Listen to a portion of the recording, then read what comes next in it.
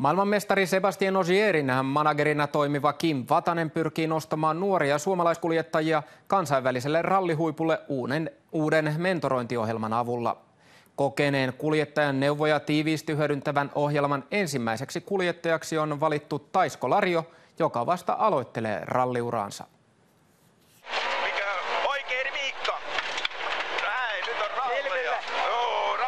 Yritys on kovaa ja oppia kertyy välillä virheidenkin kautta. Nyt ei kuitenkaan olla erikoiskokeen lähdössä, vaan ajokorttia suorittamassa. Vastikään 18 vuotta täyttänyt Taisko Lario on tähän mennessä päässyt kilpailemaan rallissa vasta Baltiassa.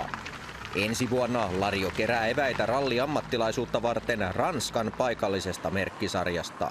Näkyvyyttä tuodaan sitä kautta ja yritetään tietysti saada hyvää kokemusta siellä, että siellä pääsee myös asfaltilla ajamaan, että Suomessahan ei asfalttiralleja ole. Hän on kaveri, joka reagoi fiksusti, on kylmähermoinen, ei hermostu vääristä asioista ja osaa käyttäytyä paljon kypsemmin kuin hänen ikäisensä. Managerikaksikko Kim Vatanen ja Atte Varsta ovat valinneet Larion uuden mentorointiohjelmansa ensimmäiseksi kuljettajaksi. Ideana on tasoittaa tietä huipulle kokeneemman kuljettajan opissa. Se ei ole vaan me, vaan jo oleva ammattikuski, joka tulee toimimaan paljon hänen apunaan. Käytetään esimerkiksi yhtä meidän kuljettaja Greg Breenia, joka on jo tehdaskuski Peugeotilla, joka tulee avustamaan paljon Tadea olla siinä mukana kyydissä sekä ajaa hänen kanssaan. Ihminen, jonka kanssa hän voi keskustella, että mikä menee pieleen, miten toimia. I probably learned a lot in my first 2 years of rallying than I've learned in the last 2 years because you're really having to absorb a lot of things when you begin. So I hope that I can offer him some assistance. Tie rallihuipulle on kuitenkin armoton. Aika näyttää, millainen palo sinne on lähelle 10 keskiarvoa suorittavalla lukiolaisella.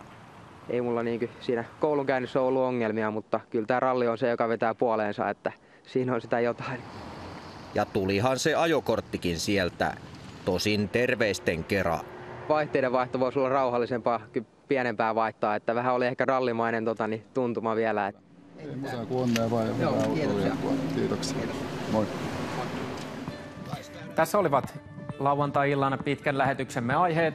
Urheiluruutu vielä tänään kertaalleen tasan kello 22. Nyt mukavaa loppuiltaa ja näkemiin.